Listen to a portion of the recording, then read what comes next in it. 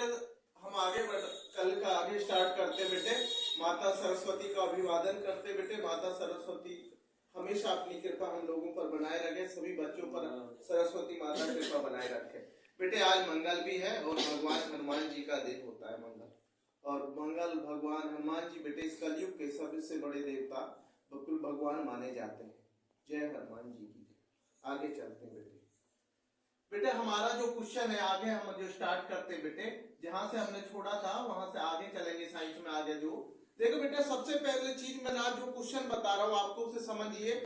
मैं बता रहा हूं बेटे क्लोरोफिल। क्या बता रहा हूं बेटे? क्लोरोफिल जो हमारी होती है अवशोषित करता है। क्लोरोफिल अवशोषित करता है। तो मैं इसमें आपको ऑप्शन दूंगा, आप मुझे इसका आंसर बताएंगे। क्लोरोफिल, टुकड़ा में तोड़ कर लिख लिया करो जो बच्चे नहीं लिख पाते। क्लोरोफिल अच्छे से समझ लीजिए। क्लोरोफिल ये बहुत इंपॉर्टेंट वर्ड है। आपको पता पेड़ पौधे पत्तियों के लिए इसका कितना महत्व होता है क्लोरोफिल के लिए। तो बेटे अवशोषित, क्या बेटे? अवशोषित,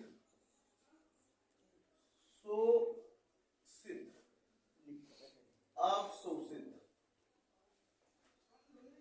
क्लोरोफिल अवशोषित करता है।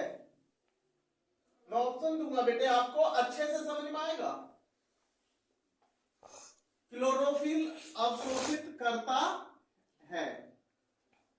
ऑप्शन में दे रहा हूं आपको, ए, यहां पे बी, यहां पे सी और यहां पे डी।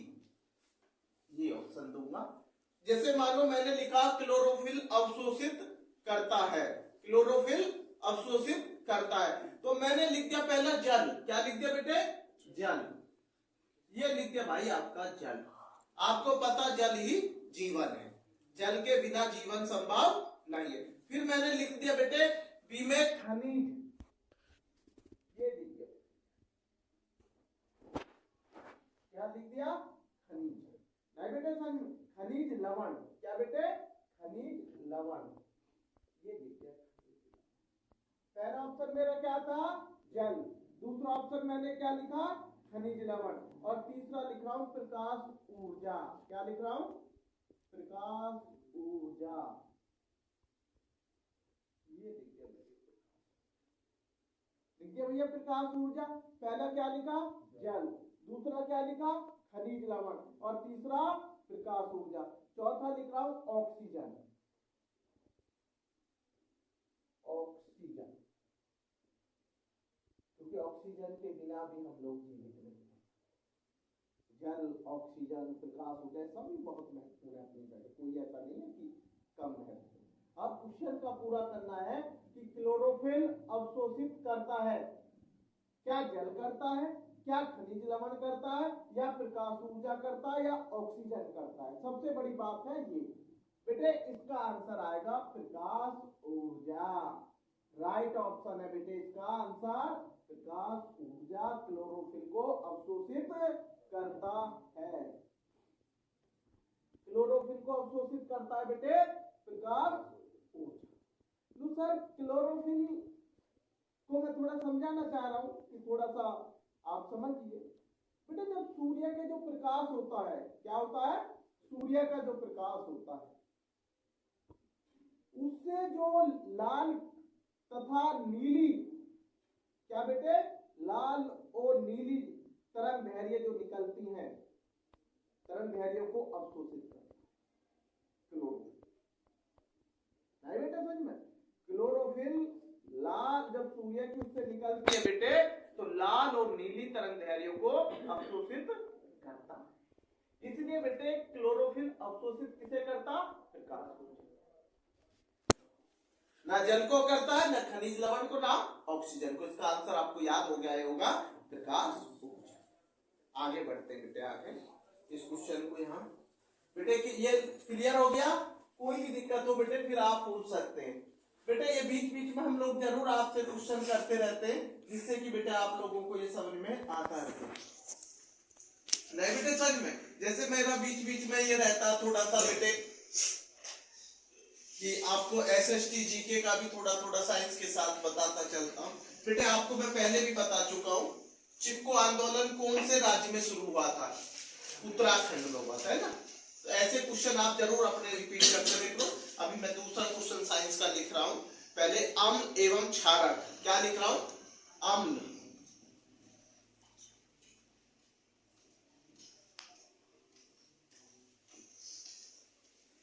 नहीं बेटे समझ में, अम्ल एवं क्षारक,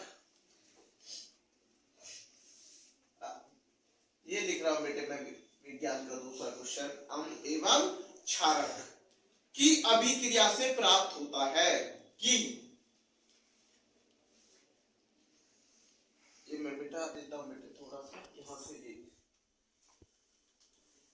नहीं बेटे समझ में, अम्ल एवं क्षारक की अभिक्रिया, अभिक्रिया ये लिख दिया मैंने बेटे, अभिक्रिया,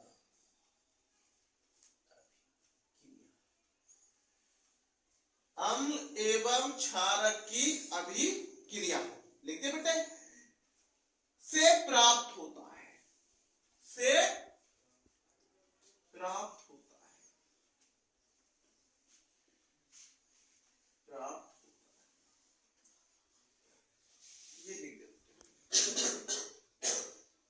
अम्ल एवं क्षारक की अभिक्रिया से प्राप्त होता है।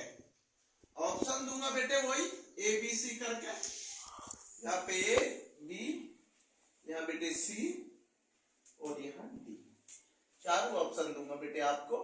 चारों ऑप्शन के आंसर आप देंगे, वैसे एक आप चुनेंगे तो ही सही होगा। मैंने क्वेश्चन क्या लिखा?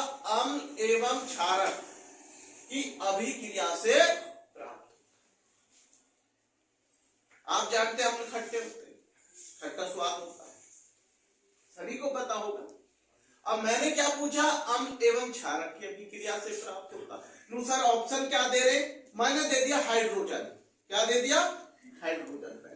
हाइड्रोजन, हाइड्रोजन, ये लिख दिया पहला ऑप्शन। लो भैया पहला लिख दिया हाइड्रोजन, ठीक। दूसरा ऑप्शन मैं लिख रहा हूं लवण तथा जल, लवण तथा जल, ये लिख दिया भाई जल, लिख दिया भैया। पहला ऑप्शन हाइड्रोजन और दूसरा ऑप्शन लवण तथा जल। तीसरा ऑप्शन में बेटे मैं लिख रहा हूं क्लोरीन। क्या लिख रहा हूं? क्लोरीन, ये लिख दिया क्लोरीन, लिख दिया लो भैया क्लोरीन, कोई दिक्कत? अब लिख रहा हूं ऑक्सीजन। क्या लिख रहा हूं? Oxygen, oxygen.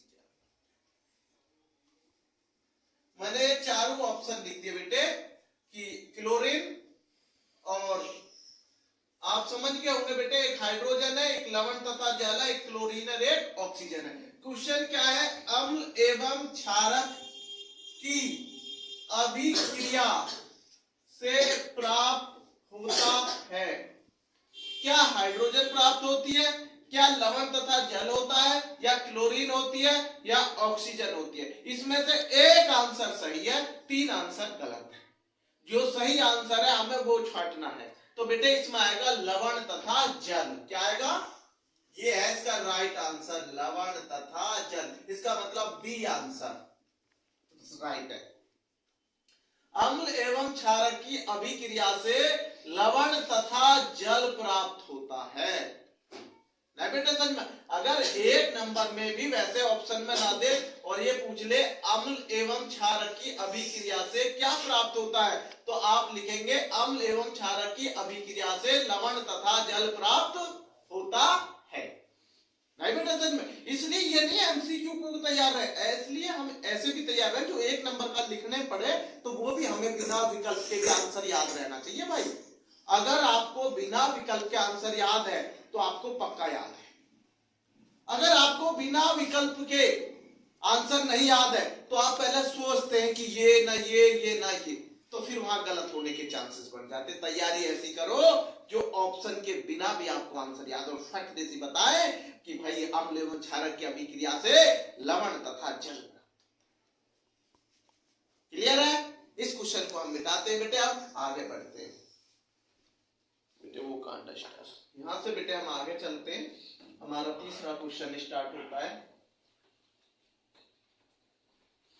और बेटे डेली के डेली रफ में सारे क्वेश्चन को बेटे आप लिखते रहो, जब तक लिखते रहो रफ में, जब तक आपको पक्का याद ना हो जाए, जब तक तुम्हें खुद ये ना लगने लगे कि अब तो कहीं से भी क्वेश्चन ये आ जाए हम इसे लिख देंगे पेपर, जब तक आप रफ में लिख लिख कर देखिए। 3 फायदे मैं हमेशा बताता हूं लिखने के, आपका लेख साफ हो जाएगा, राइटिंग आपकी लिखने की स्पीड बढ़ जाएगी, और बेटे आपको पक्का याद भी हो जाएगा बेटे। तो एक उससे अगर 3 फायदे हो रहे लिखने से, तो भाई पीछे क्यों हट रहे हो?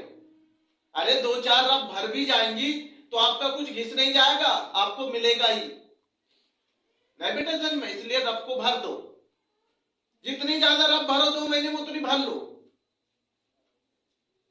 नहीं बेटे सर में। मेरा कहने का जितना रफ भरोगे, जितनी कॉपी भरोगे, उतनी पेपर में ज्यादा भरोगे, और जितना यहां कम लिखोगे वहां और भी कम लिखने की आदत पड़ जाएगी, क्योंकि आपकी उंगली दर्द करने लगेगी। कहेंगे गुरुजी क्वेश्चन छूट गया, पेपर में क्वेश्चन तो मेरे पे आता था, लेकिन क्वेश्चन का निभाए समय कम था। तो वो समय कम नहीं था, वो आपकी हैबिट्स में आदत नहीं थी कार्य तेज करने की। आप अपने को दोष दीजिए, पेपर को दोष मत दीजिए। दूसरों में कमियां निकालना तो लोगों की फितरत है भाई, अरे कमी निकालनी है तो स्वयं में कमी ढूंढिए। आगे चलते, तीसरा क्वेश्चन है बेटा मेरा, अमलगम क्या होता है? अमलगम नाम बड़ा अजीब सा लग रहा है ना, अमलगम लिखते हैं, अमलगम, अमलगम ये लिख दिया बेटे, अमलगम क्या है ये लिख दिया, या अमलगम होता है। बात एक ही है, अमलगम क्या है या अमलगम होता है मेडिटेशन में, तो ये मैंने लिख दिया। और ये ऐसे भी हो सकता है क्या की जगह अमलगम होता है, ये ज्यादा और भी अच्छा लगेगा, अमलगम होता है ये लिख दिया। क्योंकि क्वेश्चन कई बार ये सोचना पड़ता है कि ऐसे ना ऐसे पेपर में आ जाए, और कहीं बच्चे ना कुछ बच्चे तो ऐसे होते हैं जो सेम टू सेम रट लेते हैं, उनको एक अक्षर बदल जाए तो सोचते हैं क्वेश्चन बाहर से आ गया। अरे भाई बाहर से नहीं आया, वो आपने रटा ही उतरा है, अमलगम होता है। ठीक है बेटे, मैंने ऑप्शन में लिख दिया आपको उपधातु, क्या लिख दिया? उपधातु, ये लिख दिया बेटे उपधातु, पहला क्वेश्चन उपधातु, विकल्प में लिख दिया मैंने उपधातु। दूसरा लिख रहा हूं भी यौगिक, क्या लिख रहा हूं बेटे? यौगिक, ये लिख दिया बेटे यौगिक।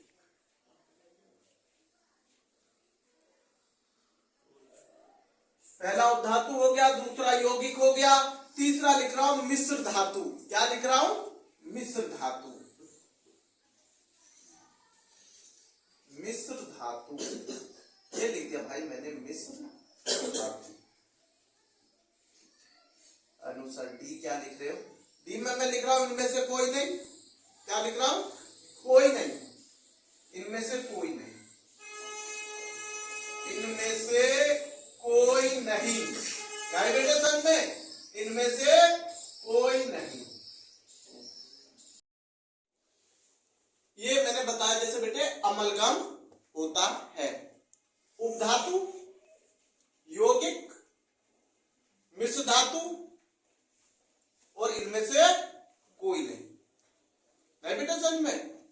ये मेरा अमलगम होता है, उपधातु, यौगिक या मिश्र धातु, इनमें से कोई नहीं। तो बेटे इसका आंसर पता क्या आएगा? मिश्र धातु, क्या आएगा? मिश्र धातु, ये है इसका ऑप्शन राइट। नहीं बेटा समझ में, अमलगम होता है उपधातु, यौगिक, मिश्र धातु या इनमें से कोई नहीं। भैया ये अमलगम चांदी, टिन, तांबा को मिलाकर भी बनाई जाती है, नहीं समझ में? ये अमलगम जो हमारी चांदी होती है, अच्छे से समझ लेना, टिन, तांबा मिश्र धातु होगी। अरे मिश्र का मतलब क्या है कि कई धातु से मिलकर बना, समझ में आया? ये अगर कई धातुओं से नहीं मिलता तो मिश्र धातु क्यों आता ऑप्शन में राइट? तो इसलिए अमलगम होता है मिश्र धातु। अमलगम क्या होता? मिश्र धातु। समझ गए बेटे? इस धातु का प्रयोग डॉक्टर जब दाढ़ दांतों का वो भरते हैं तो बेटे इसमें उसका प्रयोग किया जाता है अमलगम। नहीं बेटा समझ में? तो आपको पता होना चाहिए कि भाई अमलगम है क्या। ये एक मिश्र धातु है। क्या है बेटे? ये मिश्र धातु। आगे हम चलते बेटे, चौथा क्वेश्चन हम करते।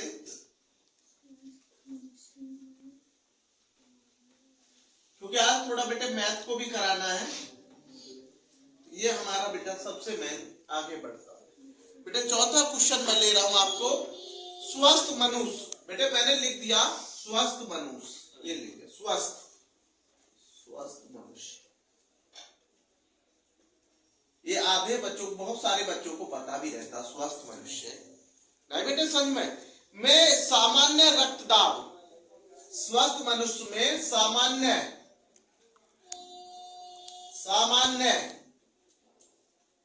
रक्तदाब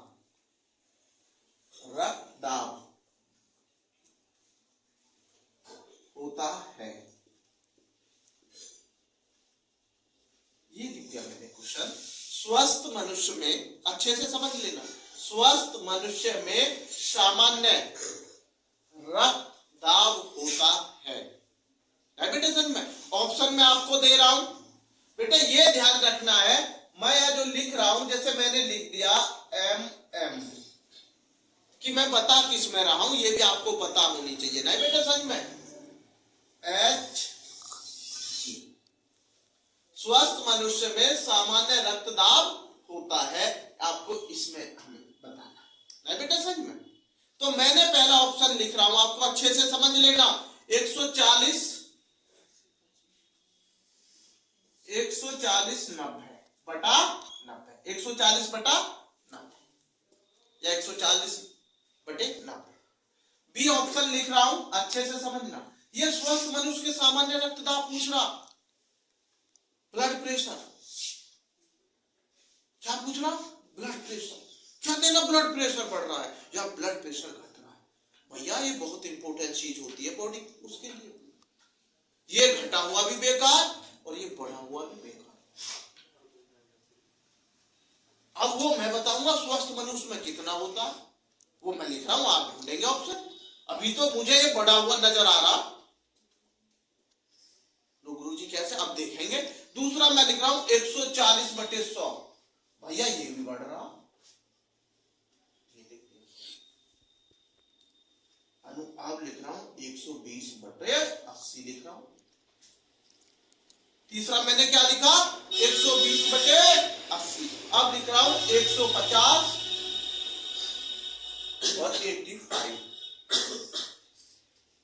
भैया इसमें इसका जो आंसर आएगा बेटे वो आएगा ये वाला, सी वाला राइट है। स्वस्थ मनुष्य का 120 बटे 80 होता बेटे सामान्य रक्तदाब।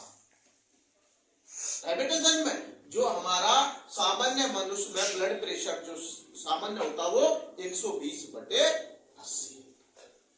डायबिटीज में क्योंकि अगर ये 120 से ऊपर जाएगा तो बढ़ जाएगा डायबिटीज में। इसलिए ये सब चीजें बेटे, ब्लड प्रेशर बहुत बॉडी को बहुत इंपॉर्टेंट चीजें होती हैं, क्योंकि बेटे ब्लड प्रेशर बढ़ने से हमारे मानसिक संतुलन का जो कहते हैं ना कि बेटे जैसे ब्रेन हैमेज हो गया, अटैक पड़ गया, रक्तदाब की वजह से तो पड़ते हैं सब चीजें। तो इसलिए कहा जाता स्वस्थ मनुष्य में कितना बीपी होता बेटे सामान्य रक्तदाब 120 बटे 80। ये आप समझते हो, मिटा देता हूं बेटे इसे।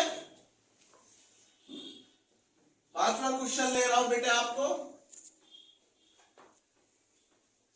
और ये सारे क्वेश्चन बेटे आपको कई बार लिख के देखने। ये बेटा मेरा आपसे सभी से निवेदन है, सभी बच्चे से, जितना आप इसको लिखेंगे, जितना आप समझेंगे बेटे, उतना आप मजबूत होते चलेंगे।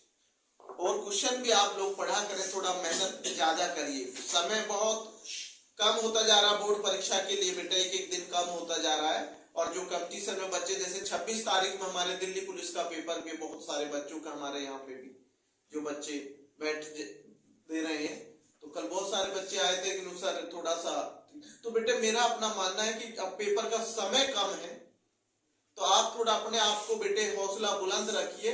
जो आपने किया है या जो मैंने कराया है, उन्हीं से मैंने कहा कि उसका एक एक बार थोड़ा सा रिवीजन कर लीजिए, लेकिन हौसला बुलंद करके, नर्वस हो के नहीं, विश्वास कीजिए मन की खुद पर, किसी दूसरे पर विश्वास नहीं, खुद पर विश्वास करके पेपर दीजिए। स्वयं का कॉन्फिडेंस पेपर पास कराता है, दूसरे का कॉन्फिडेंस पेपर पास नहीं कराएगा आपको, नहीं बेटे समझ में।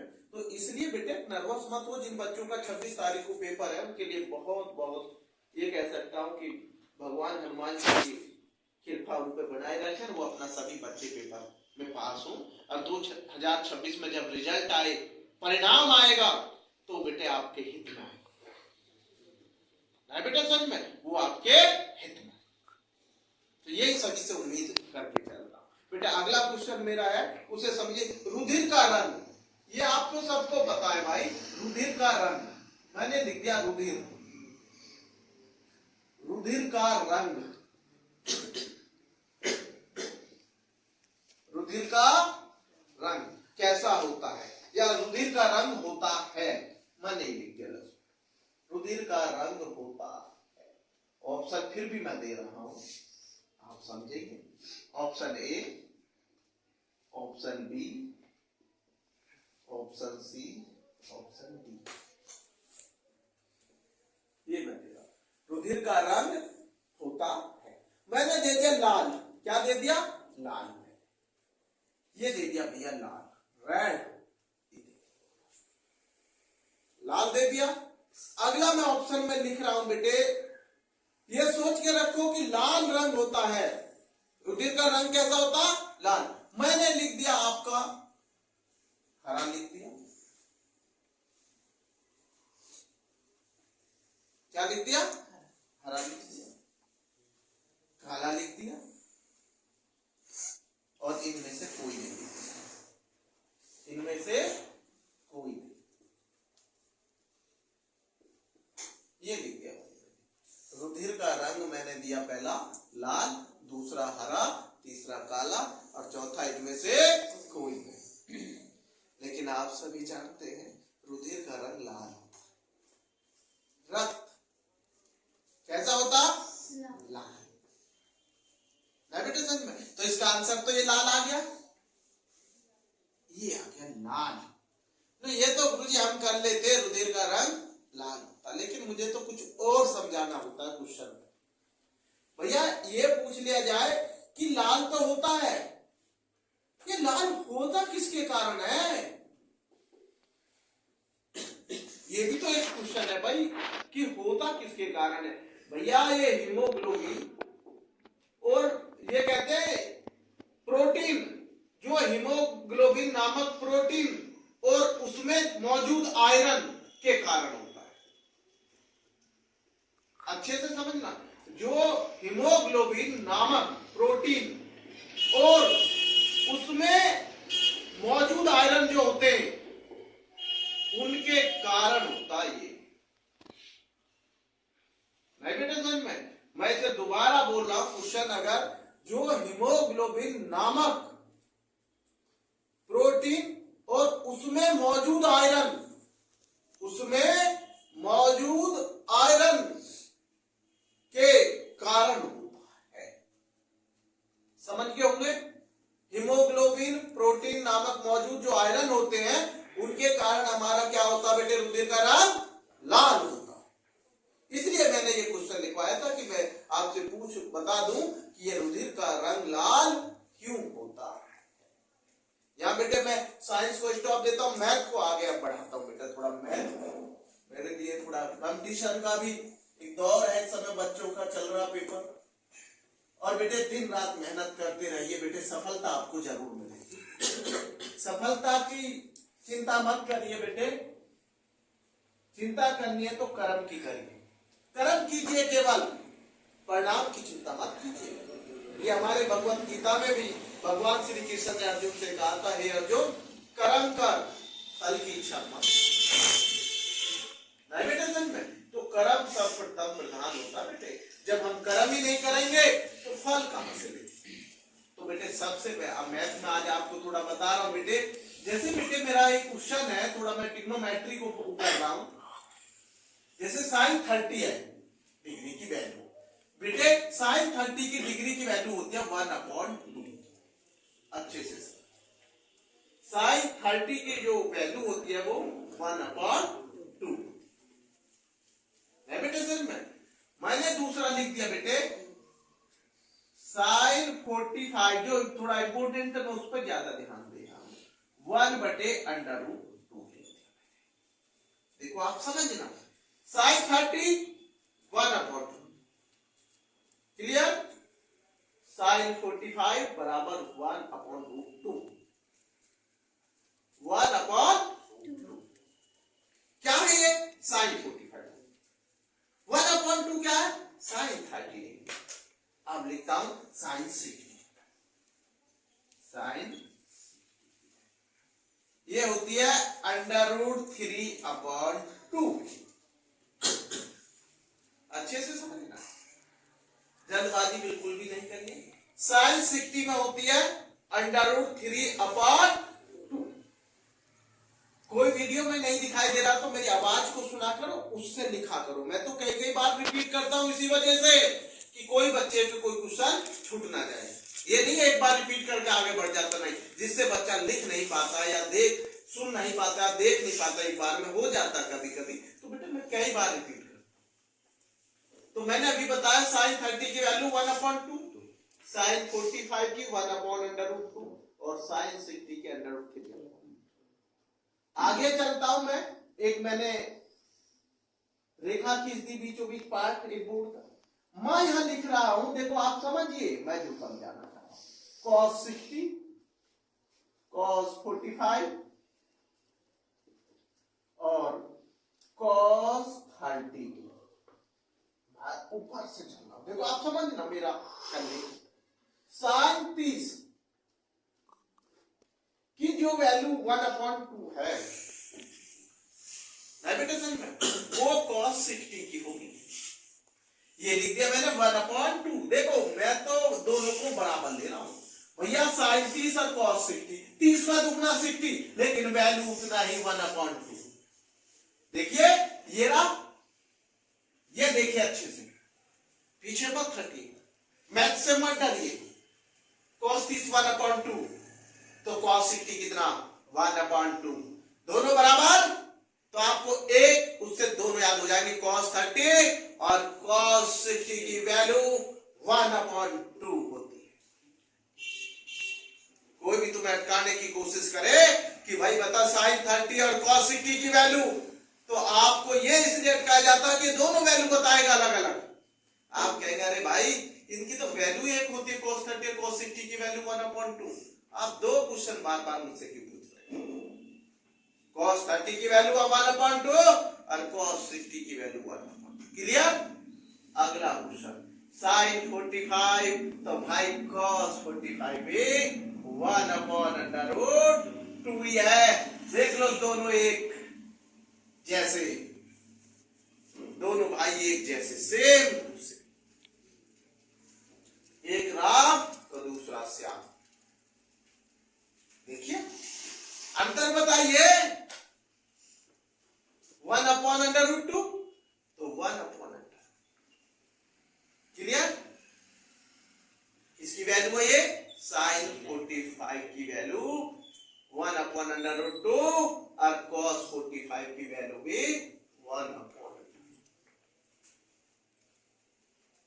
है बेटा। आपकी समझ में अब आता है नंबर sin 60। बिल्कुल जो sin 60 की वैल्यू है वो cos 30 की वैल्यू है। ये लिख दिया मैंने √3/2। ये मेरी टेबल को आप देखिए, ये जहां 60 है वहां cos 30 है, लेकिन मान दोनों बदल।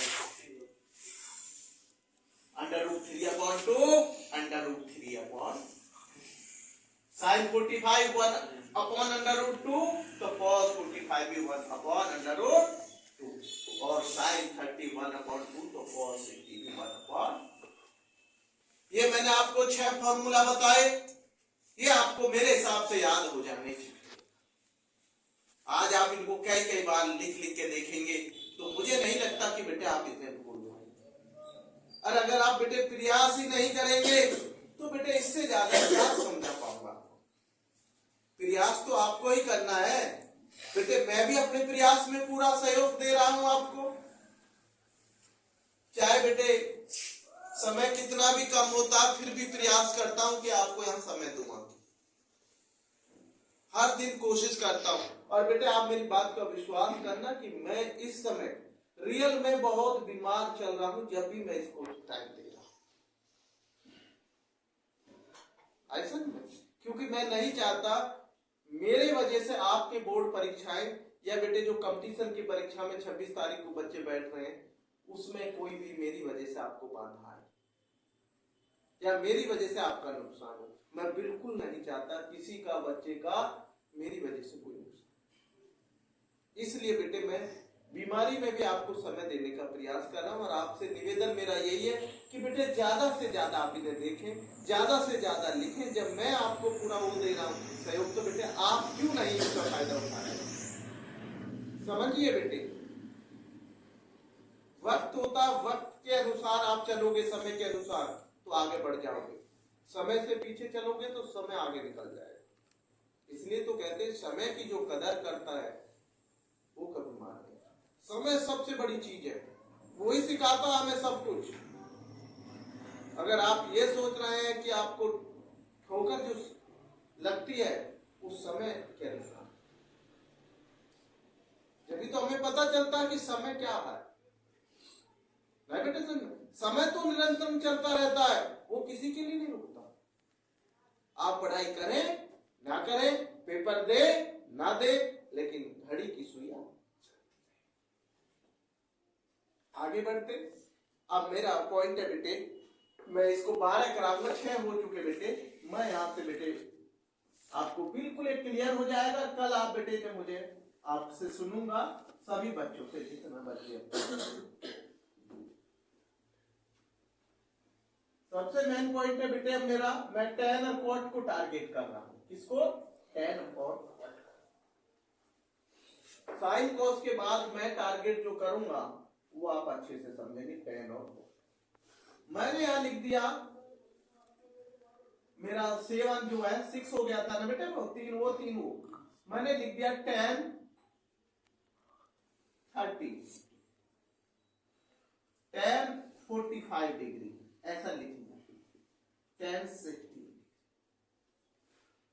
इंपोर्टेंट फॉर्मूला को ज्यादा हम ध्यान दें, ठीक है बेटे। ये थोड़ा ऊपर हो गया तो इसको मैंने जाके थोड़ा नीचे। अब मैं यहां ले रहा हूं cot 60, cot 45 और cot 30। ये लिख दिया मैंने, अच्छे से आप समझेंगे, बहुत अच्छे से देखिए। cot 30 का वैल्यू क्या होता है? cot 30 ये है tan 30, आप समझना। tan 30 की वैल्यू, tan 30 की वैल्यू जो होती है 1/√3 होती है। ये लिख दिया मैंने tan 30 की वैल्यू। बेटे समझ में, tan 30 की वैल्यू क्या लिखा? 1/√3। और मैंने यही मेरे बेटे यहां हो जाएगी जाके वो बेकार की, जो tan 30 की वैल्यू है वही cot 60 की वैल्यू है, बराबर हो गया। और बेटा ये तो बच्चा भी याद कर लेता, छोटा कहते हैं ना, छोटा बच्चा बड़ा धमाका, वो भी सुना देता कभी tan 45 और tan cot 45 का।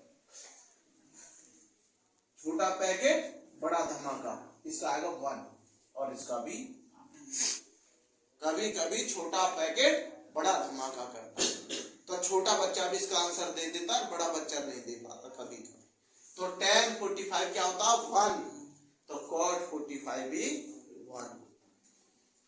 भाई बेटा समझ में, अब आगे चलते, tan 60, tan √3 होता है, खाली √3, ये लो √, और cot 30 भी बाबूजी ये हो गया बेटे √3। ऐसा फिर के एक बात समझा देता हूं बेटे, tan 30 की वैल्यू 1/√3, तो बेटे cot 60 की वैल्यू भी 1/√3। देख लीजिए दोनों सेम है, ये रहा, दोनों भाई बिल्कुल इक्वल है, ना ऊपर ना नीचे। वह फर्क कितना, यहाँ 30 है तो वहां डबल है 60, यहाँ 30 है तो वहां 60, डबल डिजिट। लेकिन वहां tan की जगह cot है, और यहाँ tan 45 भी है, यहाँ cot 45 है, यहाँ तो बराबर है वैल्यू, बस tan की जगह cot है, दोनों भाई बिल्कुल है।